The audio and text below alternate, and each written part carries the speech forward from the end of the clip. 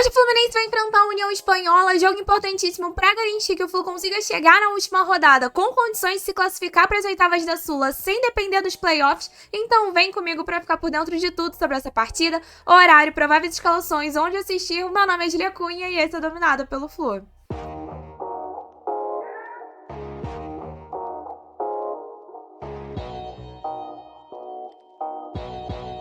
Pra gente começar com as principais informações para quem quer acompanhar essa partida, Fluminense e União Espanhola vão se enfrentar hoje às 7 horas da noite no Maracanã.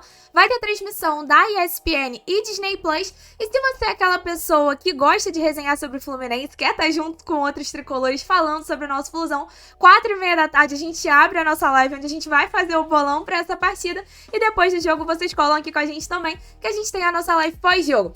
Antes de falar mais sobre essa partida, eu preciso pedir pra você que tá chegando aqui já deixar o seu like, se inscrever no canal se você é novo por aqui e hypar esse vídeo. E vamos então falar sobre a provável escalação do Fluminense. O Flu vem para esse jogo com alguns desfalques, né? Tem o desfalque mais recente, que é do Facundo Bernal, teve uma lesão grau 3 na coxa e vai ficar de fora para essa partida, vai ficar de fora aí por um bom tempo. E um outro jogador que talvez não seja relacionado para esse jogo, por enquanto a lista de relacionados ainda não saiu, é o Lima. O Lima teve uma lesão grau identificada que deixou ele de fora da partida de domingo e por conta disso dá pra gente imaginar que talvez ele ainda não esteja preparado para voltar a campo hoje, ainda que a lesão dele seja uma lesão bem mais tranquila do que a lesão do Facundo Bernal. Agora, se por um lado a gente tem desfalques, por outro lado, de repente, quem pode pintar nessa lista de relacionados é o Riquelme Felipe, porque ontem o GE publicou uma matéria informando que o jogador já está treinando com o grupo e que deve voltar a ficar à disposição para poder jogar essa semana. Não há nenhuma garantia que ele vá para esse jogo ou para o jogo de domingo, mas dá pra gente ter aí uma ponta de esperança de que talvez ele possa ser relacionado para essa partida. Agora, quem está em condições físicas, mas deve ficar no banco desse jogo, apesar do Renato levar um time titular, é o Thiago Silva. O GE informou que a tendência é que o Thiago inicie essa partida no banco. A gente deve começar com a zaga ali com Ignacio e Freitas. Pra mim, eu imagino que a única justificativa é por conta de controle de carga. O Thiago acabou de voltar de lesão e eu acho que ele vai dosando as entradas do Thiago para não perder o Thiago em jogos que talvez a gente precise de uma segurança defensiva maior. Nesse jogo contra a União Espanhola, eu sei, existe a preocupação porque o Thiago é o nosso zagueiro seguro, assim, que você coloca ele em campo e você tem confiança. Só que por outro lado, a gente tá falando de União Espanhola, que enquanto a gente estava lá fora jogando com o time completamente reserva, fazendo uma partida muito ruim, com laterais da base que estavam fazendo a sua primeira partida pelo profissional, esse time não conseguiu sufocar a gente em termos de ataque e só consegue um gol a partir da falha do Thiago Santos. Então, assim, é um jogo que você olha também e você tem que pensar que Ignacio e Freitas precisam dar conta dessa partida. Com relação a isso, eu acho que tem um pouco dos dois, sabe? Você dá aquela segurada no Thiago Silva por conta da questão de ter esse controle de carga para não prejudicar o jogador, mas também sabendo que do outro lado, a tendência é que você não sofra muito com as opções, com as peças que você tem para colocar dentro de campo. Imagino que essa seja a lógica. E quem deve voltar para o time titular, que não foi titular no domingo, é o Ganso, deve entrar como titular nessa partida. Com isso, a gente tem a seguinte provável escalação que foi colocada pelo GE, com Fábio no gol, Samuel Xavier na lateral direita, dupla de zaga com Ignacio e Freitas, na lateral esquerda Gabriel Fuentes, o meio-campo com Martinelli, Nonato e Ganso, e o ataque com Arias, Canóbio e Everaldo. Antes da gente comentar ali o que eu achei sobre esse jogo, eu preciso perguntar pra vocês, tá? Você que acompanha sempre o nosso pré-jogo ou que está assistindo o pré-jogo a primeira vez, gostou, pretende assistir os próximos, comenta aí se você sente falta na hora que eu falo a escalação de um campinho mostrando.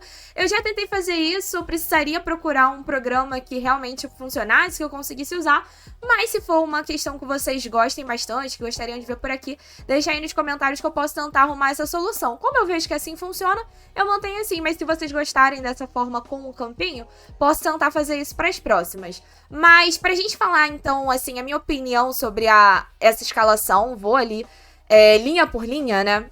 Pensando na defesa, realmente, assim, a ausência do Thiago Silva, apesar de ser aquele cara de segurança, eu Sinto que, beleza, dá pra ele entrar no banco por conta dessas questões que eu falei. Outro time tem um ataque mais fraco, acho que a tendência até do União Espanhola é entrar com um time bem fechado e sair no contra-ataque.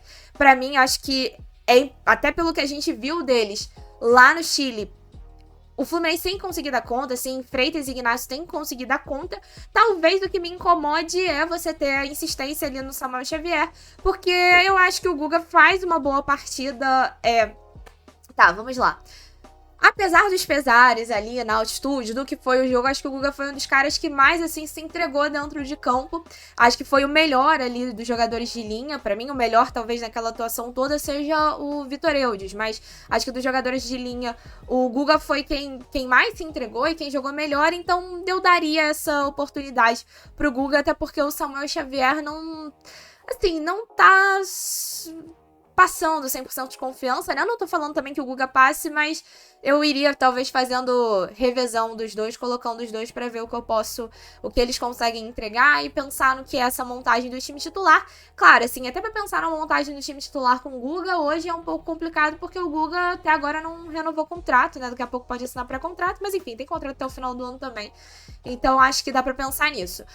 O meio de campo com Martinelli e Nonato é o que a gente tem, galera. Infelizmente, acho que quando a gente tinha o Otávio ali lesionado e o Bernal sendo o único marcador, o único volante ali mais marcador, dava pra você reclamar ali da insistência de colocar Martinelli como primeiro volante, mas agora com a lesão do Bernal, é o que dá pra fazer, assim, não vejo muita solução além disso. O Hércules é um cara que em campo não tá entregando, a gente vai ter gente que vai falar sobre questões extracampo, assim, se o que tá acontecendo no extracampo é verdade ou não, eu não sei, mas em campo parece que ele nem se esforça pra jogar. Então, acho que é entrar com Martinelli e Nonato, que são os caras que estão mais seguros. Acredito que seria muito interessante você ter 4 caras no meio campo. Acho que seria. Eu colocaria talvez ele do lado do Ganso ou um Lescano, que eu acho que ele conseguiria entregar mais velocidade, ou o próprio Isaac ali do lado do Ganso. Mas é aquilo também, né? Dentro dessa escalação, eu acho que eu tô esperando isso, não sei quando isso vai acontecer, eu espero que em algum momento aconteça, né? Mas não sei se esse 4-4-2 em algum momento vai acontecer. Mas eu faria isso e dentro, pelo menos, da ideia de colocar 3, é o que a gente tem à disposição. Não vejo muito como fazer muito diferente disso.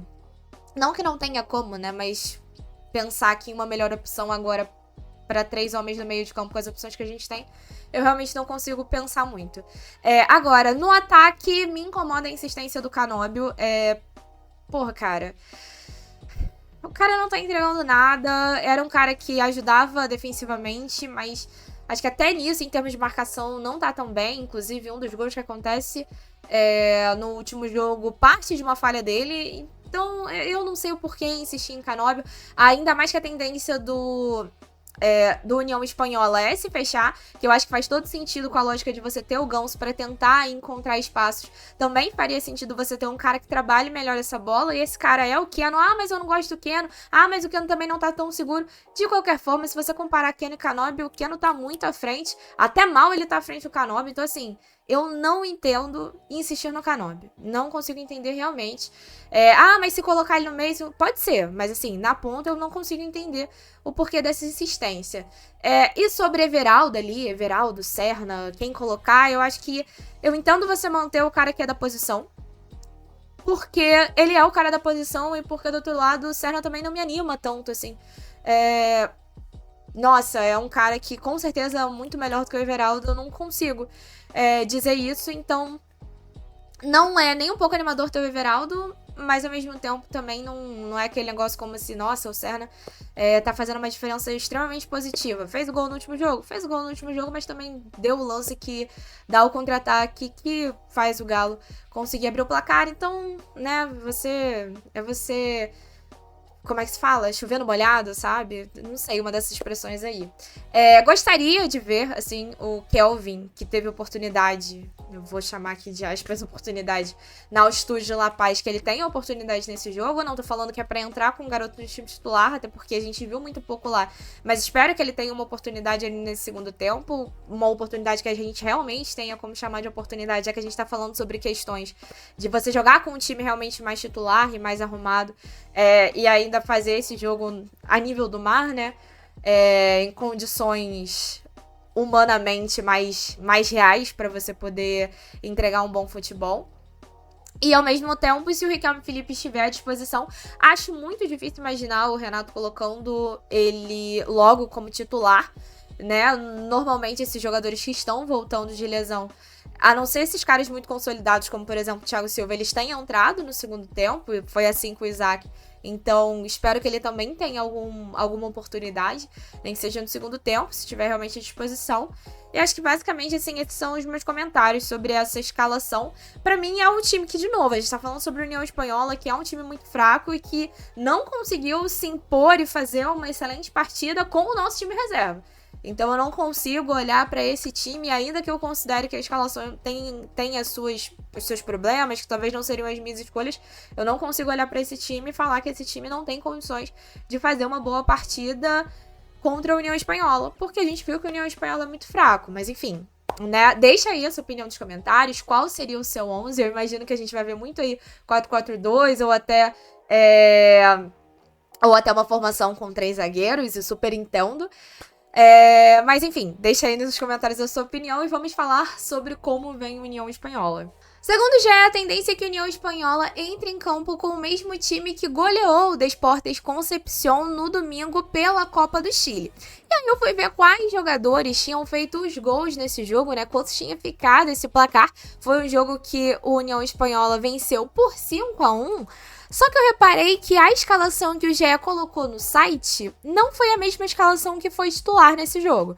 Então vou colocar para vocês essa escalação que o GE colocou no site e vou dizer também quem estava em campo nessa partida, até porque o goleiro era diferente, o atacante que faz o primeiro gol era diferente. Mas assim, o GE colocou o seguinte time que, pelo que eu dei uma olhada assim nas outras escalações, é o time que tem sido mais relacionado para os jogos de Sul-Americana. Torgnocioli no gol, a linha de defesa com Védia, Valentim Vidal, Dias e Norambuena, o meio de campo com Ignacio Nunes, Jaurebi e Ariel Uribes, e o ataque com Rodrigo Vázquez, Papo Larangues e Matias Soares. Essa foi a escalação que eles colocaram no site. Mas como eles disseram que seria uma escalação e colocaram outra, vou colocar aqui também a escalação que foi titular no domingo e que venceu o Deportes Concepción por goleada. A escalação descrita no SofaScore tem Parra no gol, a linha de defesa com Ramírez, Vidal, Dias e Norambuena, o meio de campo com Jaurengue, Nunes e Pablo Arangues, e o ataque com Ariel Uribe, Vázquez e no centro Fernando Velar. E o árbitro dessa partida será o Yael Falcão Pérez, da Argentina. Cenários desenhados, hoje não tem desculpa. Se o Fluminense quiser continuar dependendo só de si para brigar e se classificar em primeiro lugar, precisa vencer essa partida. Mas mais tarde eu espero te encontrar aqui no canal às 4h30 para nossa live pré-jogo. E por enquanto, se você quiser acompanhar, assiste um desses vídeos aqui. Você pode ver o nosso react aí do jogo contra o Galo e pode ficar por dentro também das últimas notícias se você não assistiu a nossa atualização da tarde ontem. Beijo no coração, saudações tricolores e te espero mais tarde.